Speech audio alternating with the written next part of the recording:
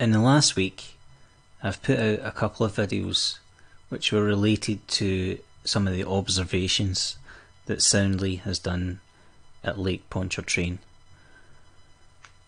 This has inevitably led to a lot of flat earth trolls coming and making a lot of complaints in the comments section.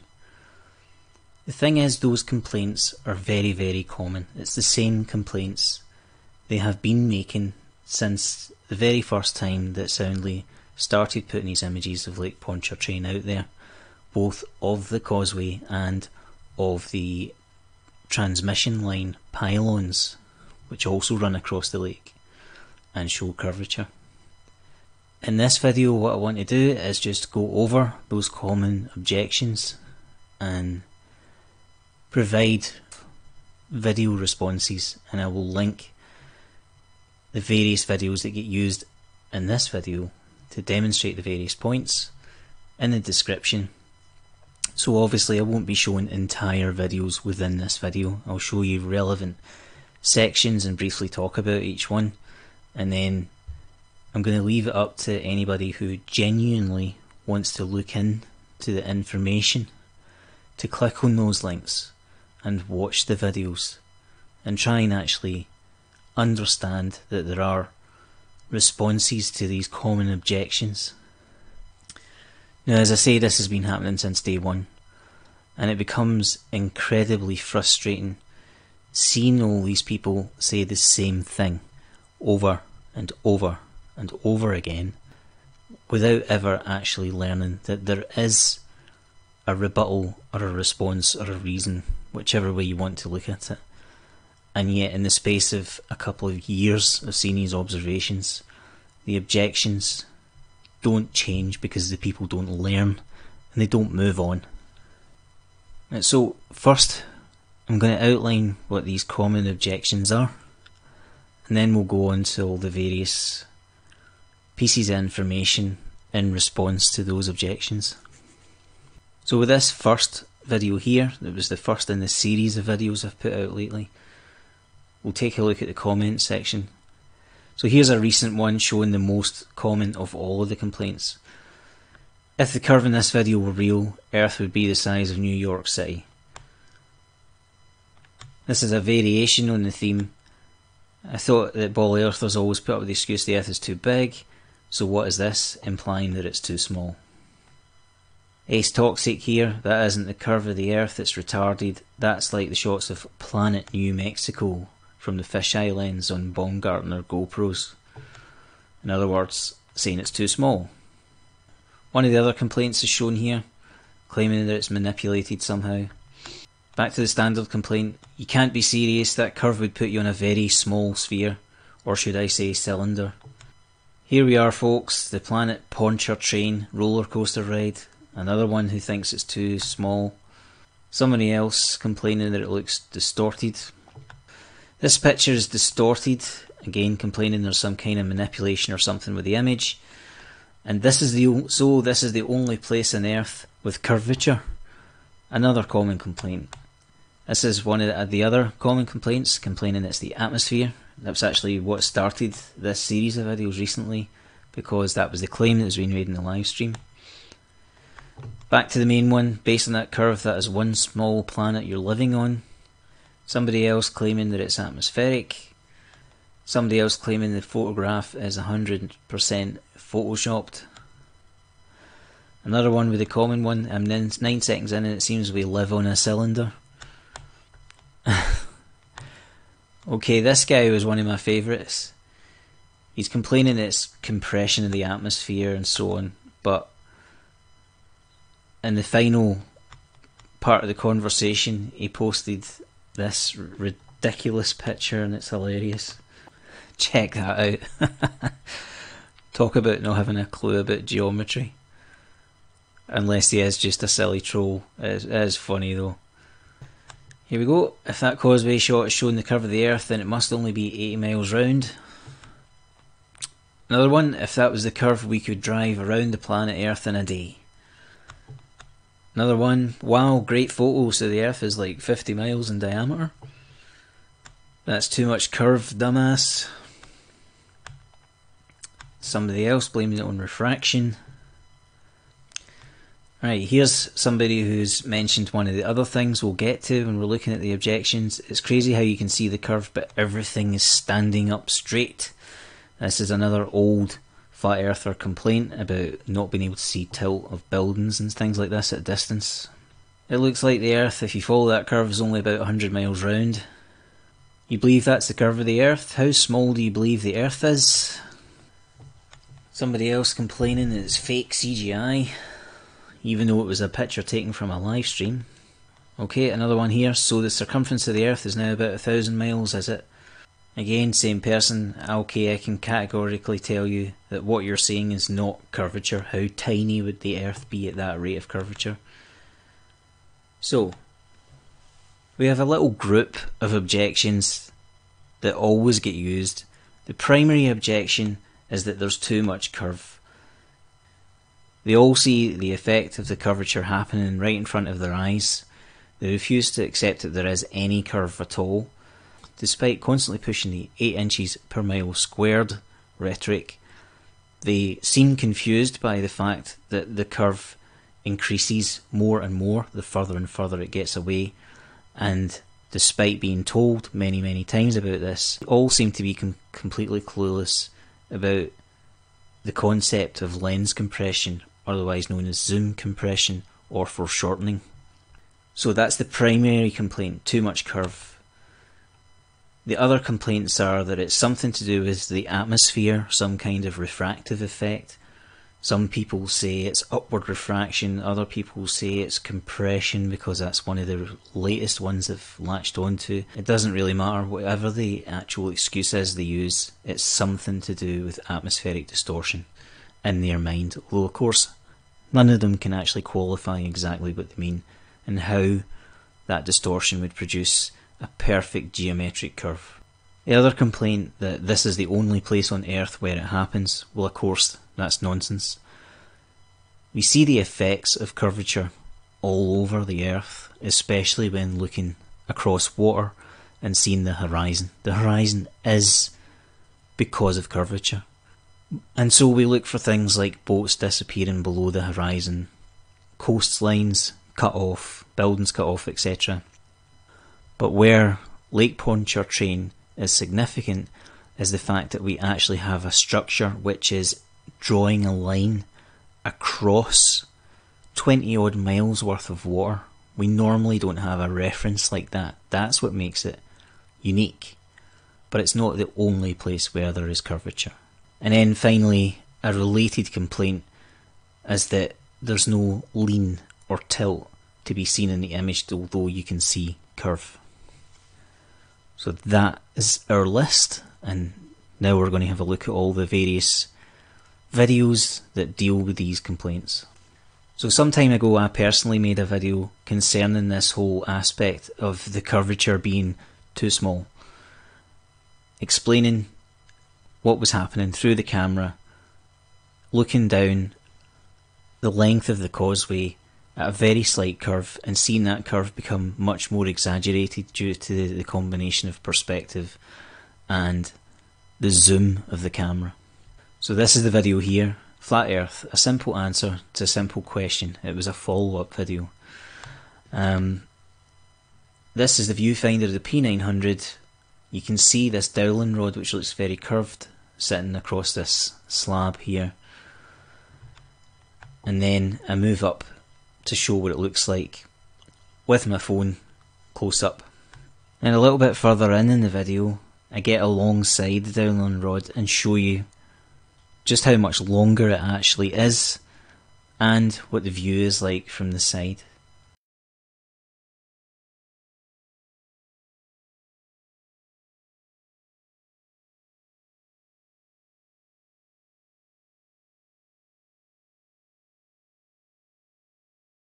Well, obviously the point is that you're seeing that through the camera the stick looks a lot shorter, the curve looks far more exaggerated, and this is the effect that we get when we're looking down the length of the causeway. On the same topic, we have this video by Tommy Gronvold. In here he's created a one-to-one length representing the Causeway and demonstrates the same effect within this software program. He shows us the way it looks from each end, showing that the beginning section will appear quite flat while the curve will begin to exaggerate the further in the distance that goes. Showing the same on the opposite side. As he progresses through the video, he then changes the camera settings so that he is effectively looking with the same zoom as a P900 at full optical zoom. And as you can see the effect of compression just the same as it was shown in my video. This is the same length, but now it looks much shorter and the curve far more exaggerated. Again, just a slightly different view. You can see the big difference here. Finally, he goes on to show how the rows of cars will look at that zoom level. Again, this matches up to reality and the way the cars look at this level of zoom with the amount of zoom compression that's going on in Soundly's images. And Soundly also has his own video demonstrating the same effect in real life. This is the side view of what he'll be looking at with the camera, which is set up here. So you can see how it looks from the side. It's obviously spread out. There's a slight bow in it, so there's a curve that's just going the opposite way from what it would be with the Causeway. You then get to see how it looks with the zoomed in view. You can see that everything becomes compressed together. All the cable ties look as if they're much closer together. The curve seems more exaggerated and so on. Soundly also addresses the issue of lens distortion by zooming in on this grid pattern. Next we have an example of Lake Pontchartrain observations being modelled in a 3D program. This was with the transmission lines, the pylons across the lake rather than the Causeway, but the same principle applies. Cara modelled this for Soundly in Blender. This is a long hangout, so I've put 2 time-stamped links.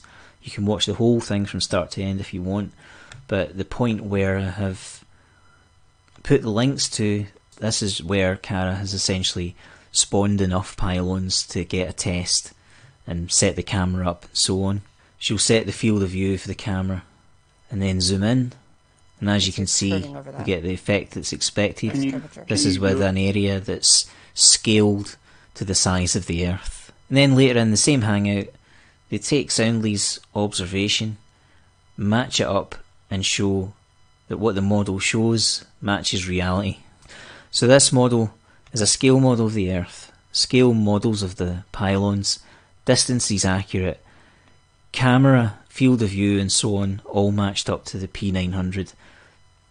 So it's an exact one-to-one recreation of what is being said is happening in reality, and then when compared to reality it matches perfectly. So this again shows not only that the curve is not too small, it's actually what is expected. Finally, another way we can look at the Pontchartrain situation and see how the stated dimensions do fit and do look the way they ought to is going to Walter Bislins' excellent blog and curve calculator webpage, where he's done a lot of models and animated simulations. There's a dedicated page to looking at the Lake Pontchartrain Causeway, and Walter has created a really good animation here, and he also does comparisons with some of Soundly's images, so I'll run part of it just so you can get an idea.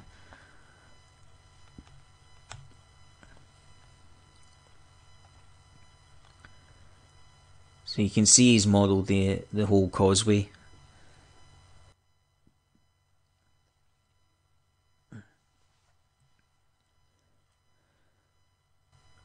And as the animation moves in, he starts to change view, move into the side. You can see the changes here. He'll change field of view and so on. And he'll compare some of the images that Soundly's actually taken in real life to the model.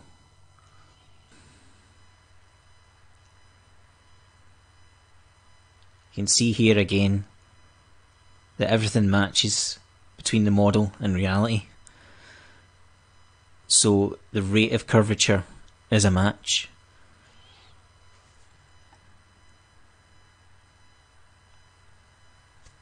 You see another example taken from a different view where we can see that curvature appears to be exaggerated, but it does match the model, which is modelled on a full scale size of the Earth, a full scale model of the Causeway, and with zoom levels etc. matching what's being done in real life. It all matches. So this idea that the curvature is too pronounced is actually completely false, and this has been dealt with both with myself doing a practical demo, Soundly doing a practical demo, and then these 3D models that have been created on a 1-to-1 scale, and the comparisons made to the real life observations. It all matches. So this complaint is a completely inaccurate one to make. So the next complaint on our list was that this is the only place where this happens. Well, that of course is completely untrue. Now, first of all, as I said, there are examples of curvature happening all over the place.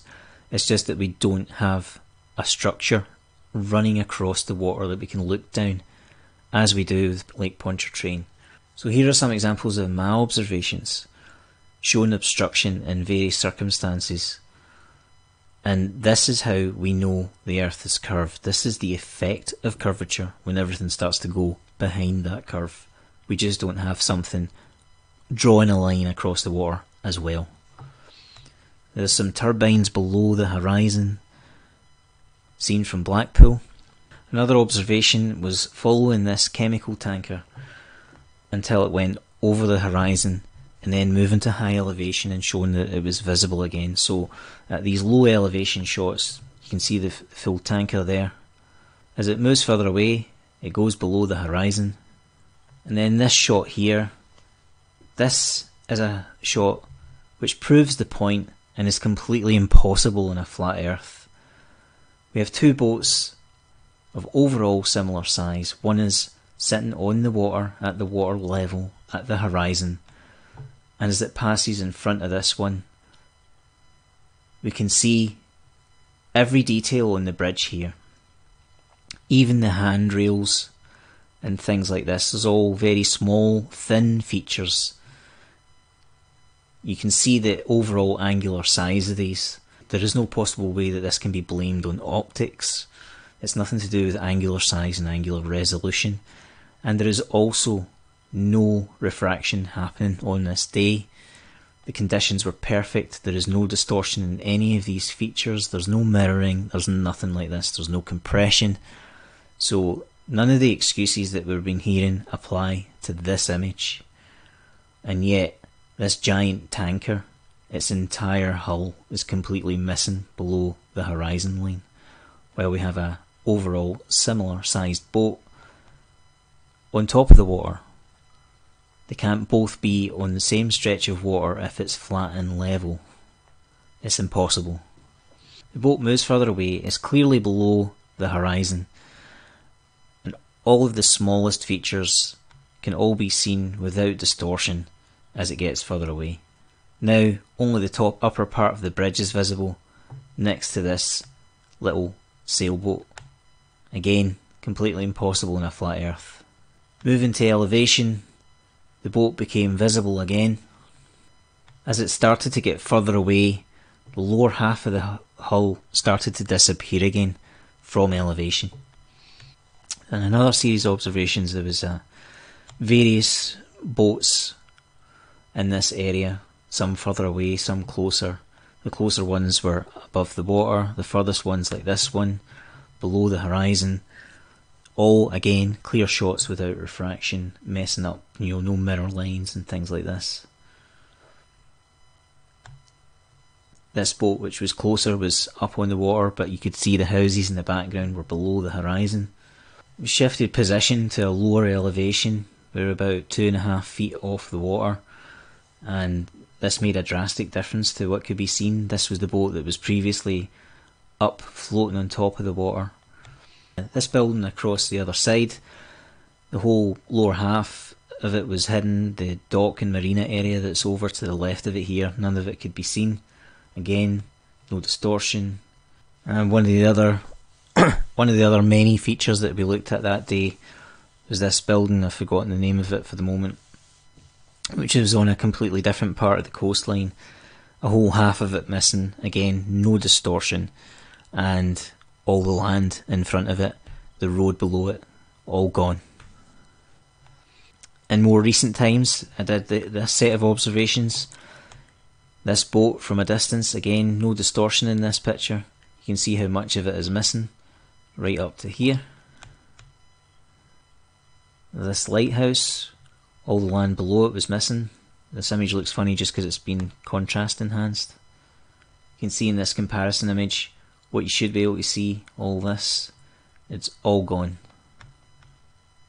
And then there was a boat, this one here, which I found photographs of. This is how it should look, was docked across the way from us. And this is the comparison shot showing what we could see to what we should be able to see. So all of this is missing below the water.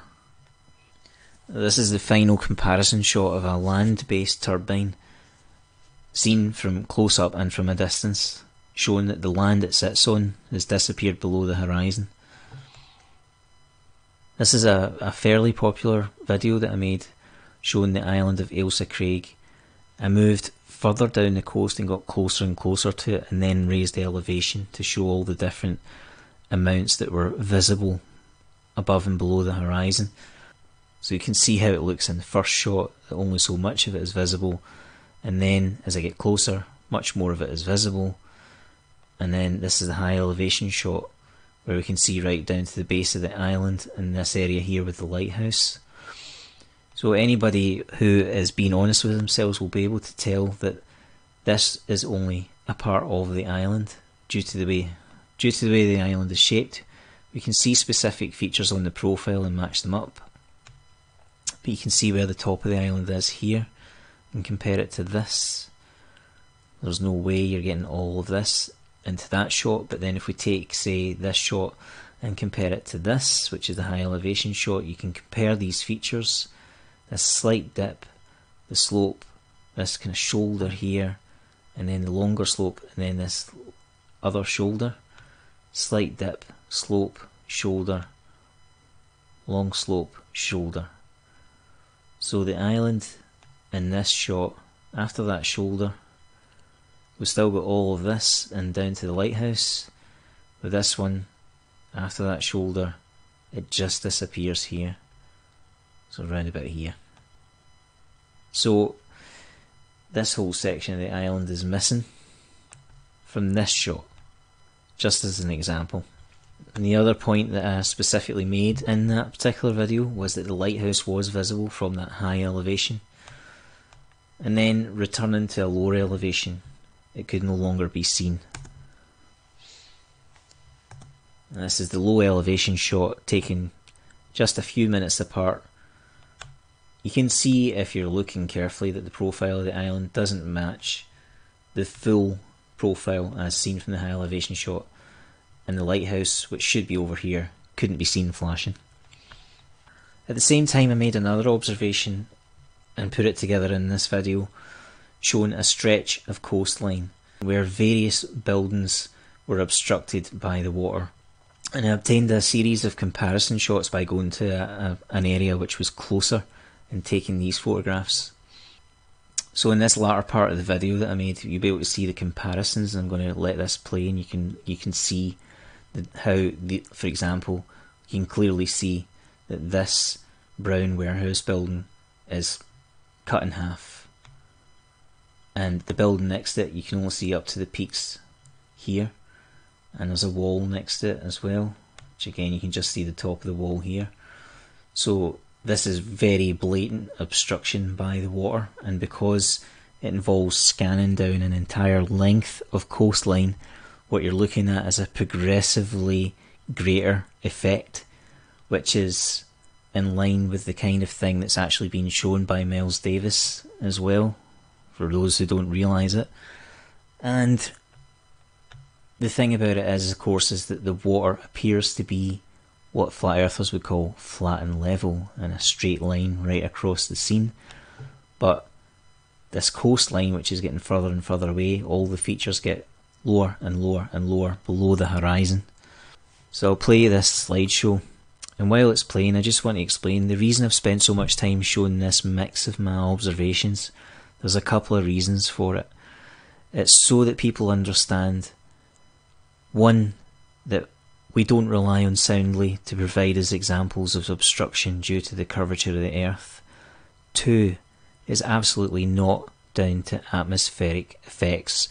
There is no mirroring and compression in my images. And three, to show that these observations are being performed in all different areas, looking at all different structures or objects across the water, and that when you get good conditions, clear lines of sight, there is no other excuse than that the objects are being obstructed by the water itself. And this particular coastline observation shows a progressive increase in the amount of obstruction. This also ties in with the point that's being made in, for example, Miles Davis's Traprain law observation, showing that as things get further away, the effect of the curve is more pronounced. So the furthest part of the coastline, this castle here, the entire cliff and half of the castle is completely missing. Up to this kind of level on the castle, up the very top of the cliff, is obviously a much greater height than, for example, where this building is cut off up to here. So this proves the point in more than one way that it is curvature. So this is a really crucial point to make sure that people understand that curvature is not just being seen at Lake Pontchartrain, it is being seen wherever we look, but we don't have a structure like we have on Lake Pontchartrain. However, now that we've seen that there are examples of this kind of obstruction, and that it's not just in Lake Pontchartrain, and that it's not just down to atmospheric conditions as we get to see with the poor photography of most flat earthers, we can now move on to the other part of this, which is to show that there are some people who have similar observations to what Soundly has shown with what's available to them in their part of the world. So first we have this video by Voysovreason, which he made fairly recently. As you can see in the description, he's looking at a breakwater in Long Beach. So it's about a 2.5 mile section out in the water. In other words, rather like Pontchartrain, it is a straight, level, concrete structure running across the water, which he's taken an observation of. Here you can see him measuring this section of the breakwater, and this is where he's going to be viewing it from. Setting up the camera. Breakwater's over here. This is the image. You can see there's a shallow curve on that breakwater, and there's a horizon here. And here he's just drawn some lines following the shape of it to help make it easier to see that there is a very slight curve on this breakwater. So a similar observation to Soundly's, just in a shorter section. Here we have an observation by Zombie Woof, which is of another type of causeway in the Netherlands. This is a road which is built level with the water here, and you can see this very shallow curve to it rather than it running perfectly level. With a line drawn on at the beginning section, you can see how much it deviates away. So the curve, as it's curving away here, is noticeable. So now we're moving on to an observation by Doug Kough. This is of the San Mateo Bridge, Causeway. As you can see here, there's a straight section here. As you can see in Doug's descriptions here, it's just over 5 miles long, and you can see the curvature in this image. A bit later on in the video you can see again a different angle, a very slight curve and a straight line to compare it to. And he does show on video, it's not just still images. So you can see him zoomed in here, you can see It's, you know, obviously if you know that's 5 miles long, it doesn't look like 5 miles, so it is obviously compressed, just as we were explaining at the beginning section talking about zoom compression. So yep, that response was quite a long one to this complaint. I really wanted to make sure that there was as much alternate information to share on this section, because this idea that Lake Pontchartrain is the only place where we can see curvature is absolutely absurd, and I really want to make sure there's plenty of information in this video showing how absurd it is.